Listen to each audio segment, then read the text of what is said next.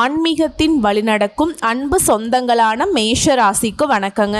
எல்லாரும் எப்படி இருக்கீங்க? மேஷம் அப்படின்னாவே எல்லாரும் செய்யக்கூடிய வேலையை செய்ய மாட்டாங்க. புதுமையான செயல்பாடுகளின் மூலம் அனைவராலும் விரும்பக்கூடியவங்க தான் இந்த மேஷ ராசி. மற்ற ராசிக்காரங்கெல்லாம் ஒரே மாதிரி யோசிக்கிறாங்கன்னு வச்சுக்கோங்களேன். ஒரு பொருள் வாங்கணும், ஓகேங்களா, அதுக்கான பணம் சேர்த்த உடனே அதை வாங்கணும்னு நினைப்பாங்க. ஆனால் மேஷ ராசிக்காரங்க புதுமையான சிந்தனைக்கு சொந்தக்காரங்க இல்லையா?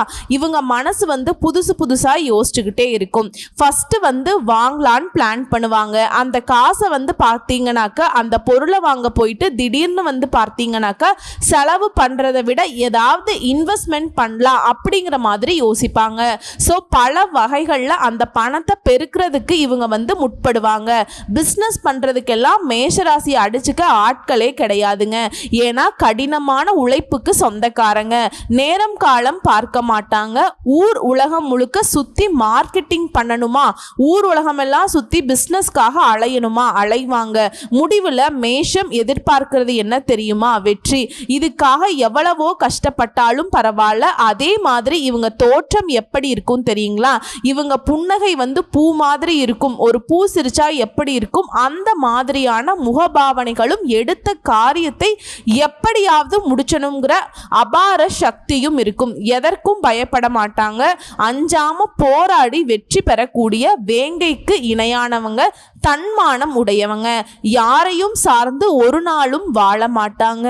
இதுதான் மேஷம். அதனால பல பேர் சொல்லுவாங்க, அட இவனா, நீ பாரு 10 பைசா இல்லைனாலே கௌரவத்துக்கு ஒன்றும் குறைச்சல் இல்லை, இப்படியெல்லாம் மற்றவங்க பேசுவாங்க. அதை பற்றி அவசியமே கிடையாதுங்க. 10 பைசா இல்லைனாலும் பரவாயில்ல, நான் உங்ககிட்ட நிற்கல, இதுதான் நாங்கள் இல்லைங்களாங்க. ஸோ இப்படிப்பட்ட குணம் கொண்ட மேஷத்திற்கு 38 ஆண்டுகளுக்கு பிறகு எதிர்பாராத 12 முக்கிய திருப்பங்கள் மேஷ ராசி வாழ்க்கையில் காத்துக்கிட்டு இருக்கு. திருப்பங்கள் அப்படின்னாக்க நம்ம இப்படி ஒரு திருப்பி அப்படி ஒரு திருப்பி நம்ம வாழ்க்கை சுத்தமாக முடிச்சு விடுறது கிடையாதுங்க.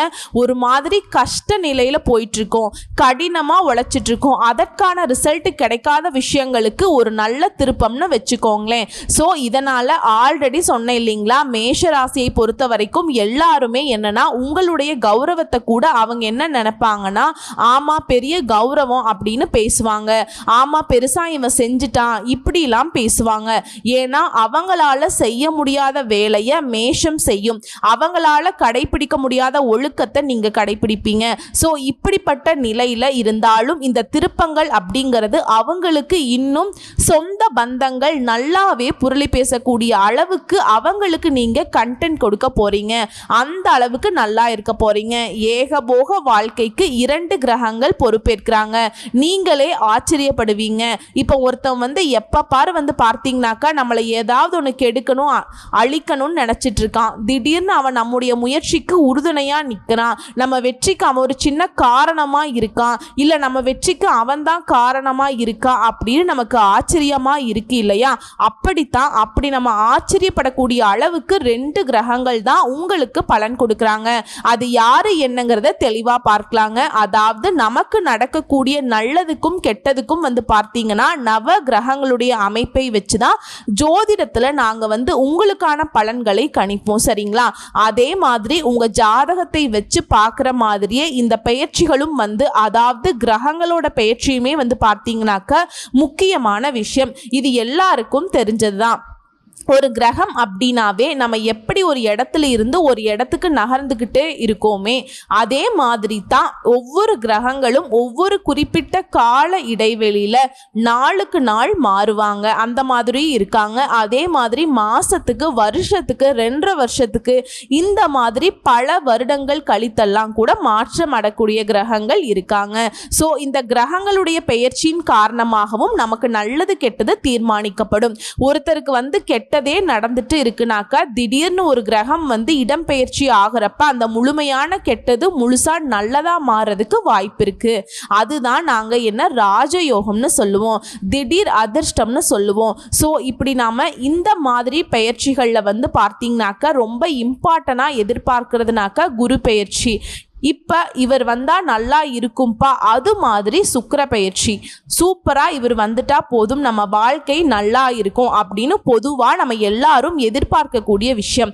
அதே மாதிரி சனி பயிற்சி வந்தா அப்பா இவர் எங்க வந்து உட்காரோரோ தெரியலையே, இவர் வந்த வருஷம் வந்துட்டார்னா என்ன பண்ணுவாரோ தெரியலையே அப்படின்னு பயப்படுவோம். அது இந்த மனுஷன் வந்து 2.5 வருஷத்துக்கு நம்மளை விட்டு போக மாட்டாரே, ஆட்டி படைச்சிருவாரே அப்படின்னு யோசிப்போம். ஸோ அதே மாதிரி சனீஸ்வர பகவானுக்கு அடுத்தபடியாக நம்ம பயப்படுறது யாருக்குன்னா ராகுவிற்கும் கேதுவிற்கும்.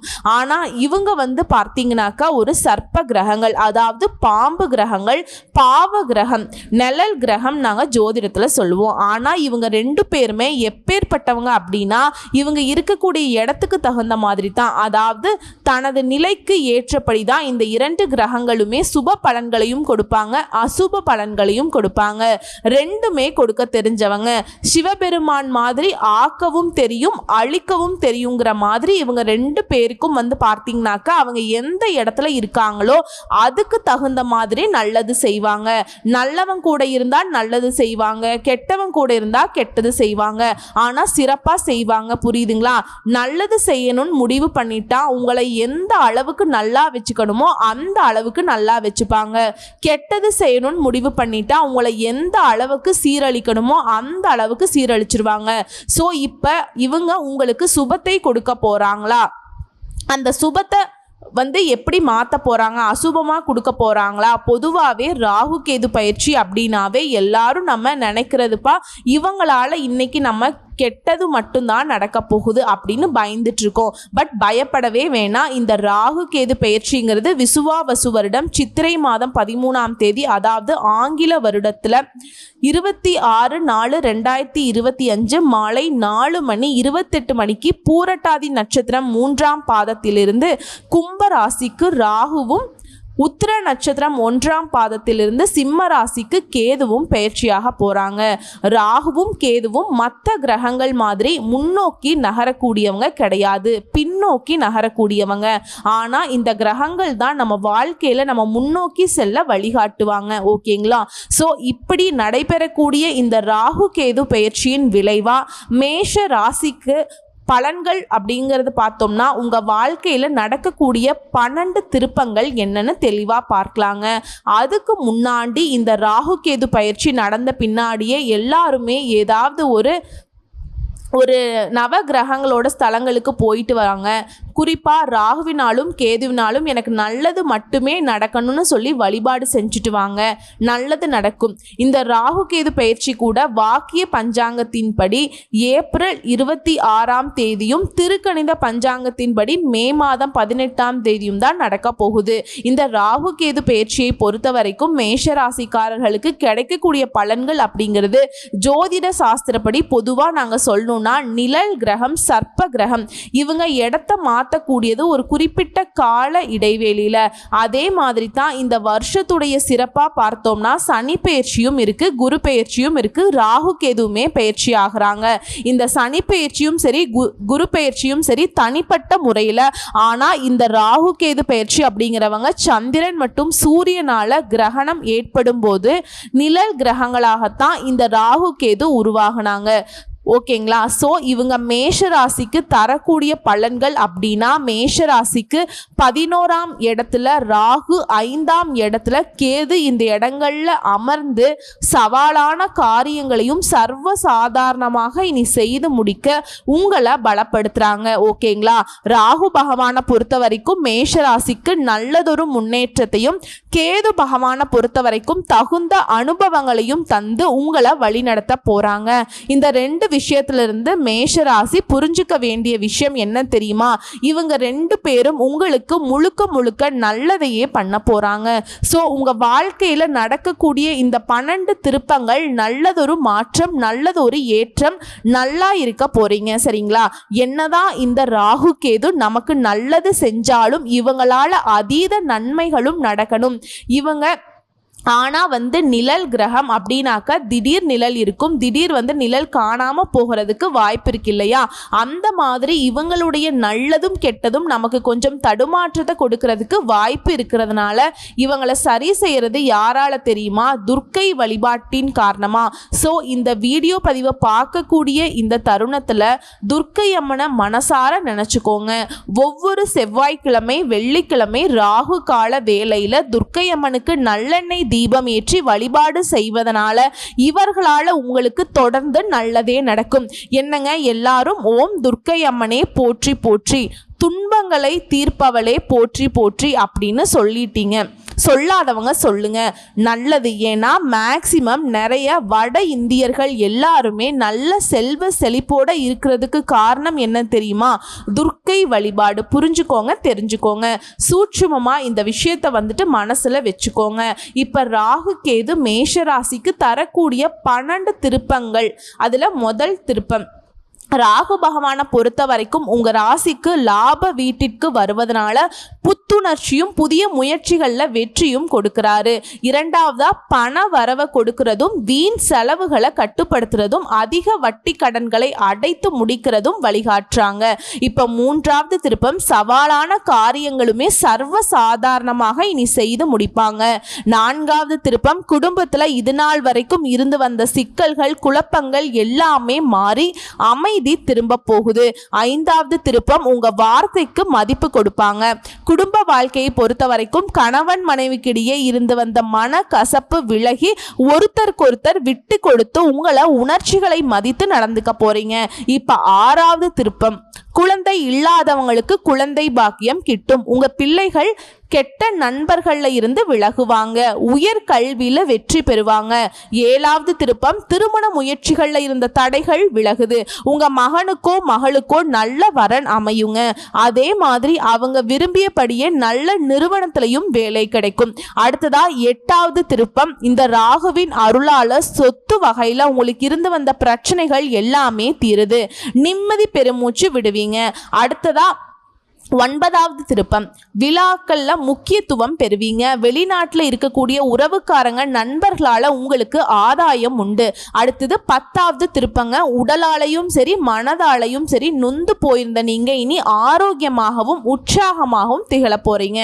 அடுத்ததா 11வது திருப்பம் வியாபாரம் பார்க்குறோம், தொழில் பண்ணுறோம், ஆண்களாக இருந்தாலும் சரி பெண்களாக இருந்தாலும் சரி போட்டியாளர்களுக்கு ஈடு கொடுக்கக்கூடிய அளவிற்கு வியாபாரத்தில் புதிய யுக்திகளை கையாள போறீங்க. புதிய ஏஜென்சி எடுக்க போறீங்க.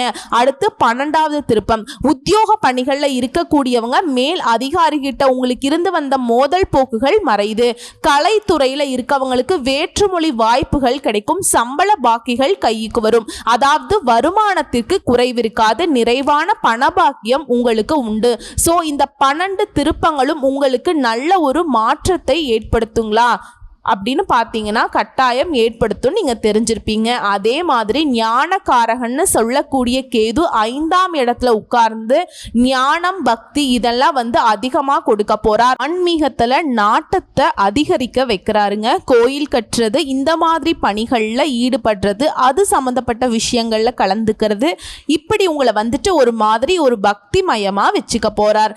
அதே மாதிரி பூர்வீக சொத்துக்கள்ல வில்லங்கங்கள் ஏற்பட்டு அதை வந்து நீங்க ஒரு மாதிரி உங்களுடைய அனுபவ அறிவால சமாளிக்கக்கூடிய சக்தியும் இவரே கொடுக்க போறாருங்க. பிள்ளைகள் மீது ஆரோக்கியத்துல சற்று அக்கறை எடுத்துக்கோங்க.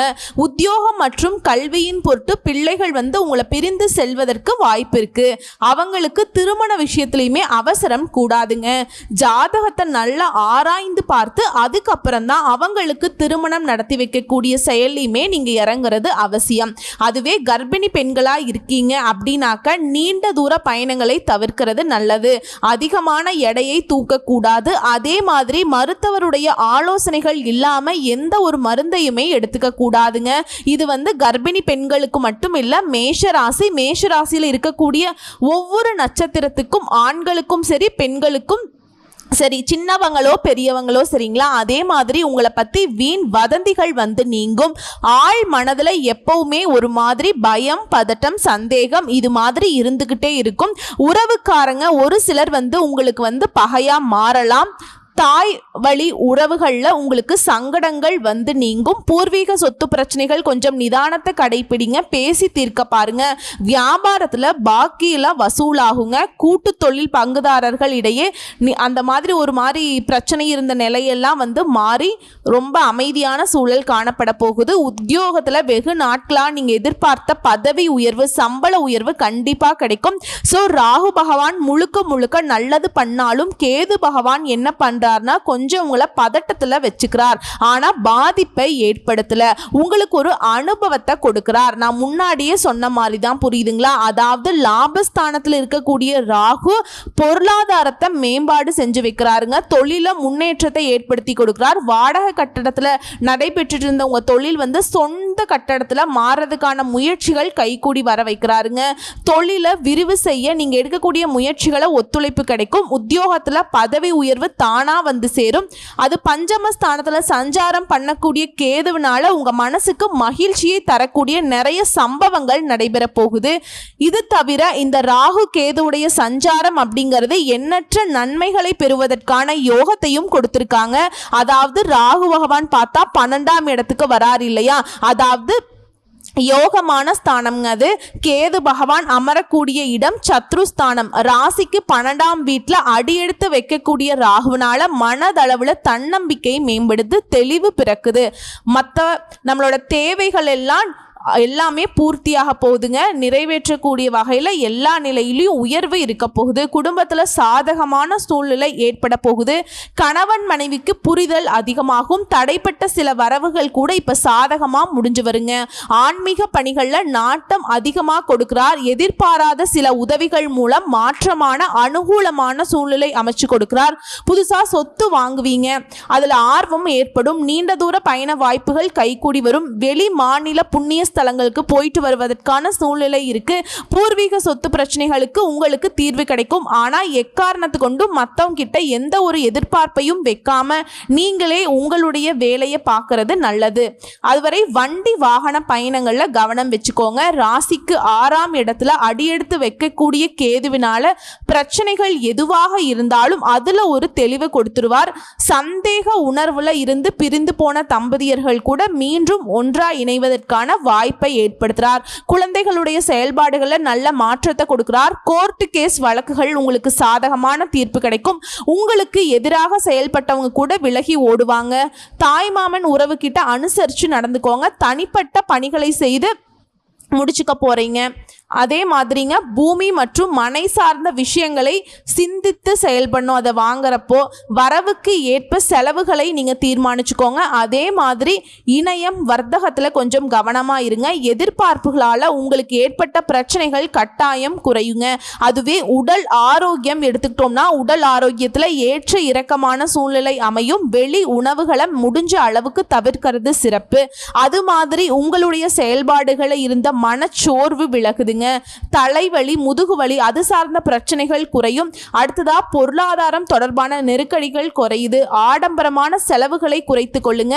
சிறு வருமானத்தையுமே சரியான முறையில் முதலீடு செஞ்சீங்க அப்படின்னாக்கா அது பெரிய லாபத்தை ஏற்படுத்தும். விலை உயர்ந்த பொருட்களை கவனம் வேணும். மறதி சார்ந்த விஷயம்லாம் தோன்றி மறைவதனால எந்த ஒரு ஆவணத்தையுமே கவனமாக கையாளுங்க. இழுபறியான வரவுகள், அதாவது உங்கள் பணம் வெளியில் மாட்டிக்கிட்டு வருமா வராதா அப்படிங்கிற நிலையெல்லாம் மாறி அந்த பணமெல்லாம் திரும்ப உங்களுக்கு கிடைக்கிறதுக்கான வாய்ப்பு இருக்குது. அடுத்து உத்தியோக பணிகளை எடுத்துக்கிட்டோம்னா உயர் அதிகாரிகிட்ட விவேகத்துடன் செயல்பட்டு மாறுபட்ட அணுகுமுறையின் மூலம் மாற்றம் உண்டாகும். நீங்கள் எதிர்பார்த்திருந்த இடமாற்றம் சாதகமாக கிடைக்கும். ஊதிய உயர்வு சிலருக்கு கைகூடி வரும்.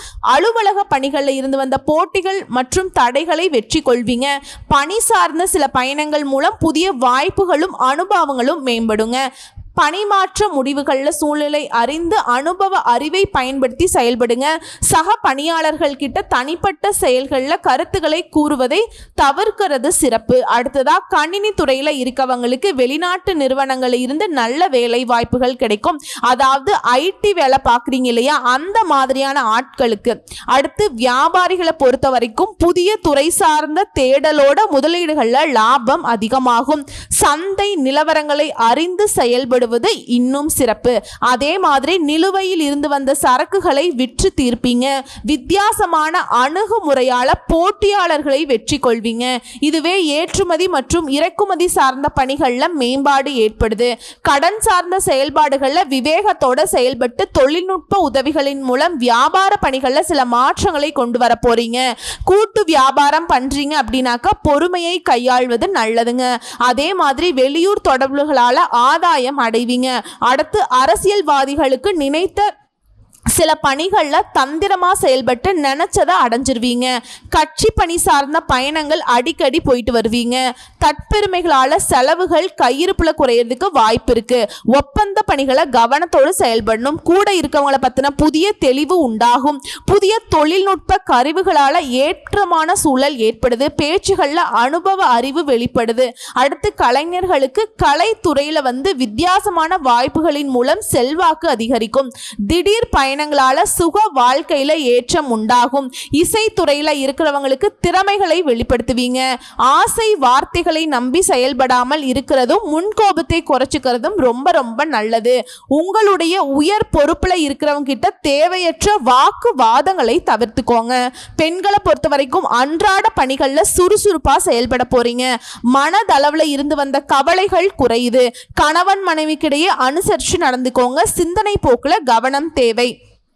தடைப்பட்ட சுபகாரியங்களை முயற்சி பண்ணுங்க.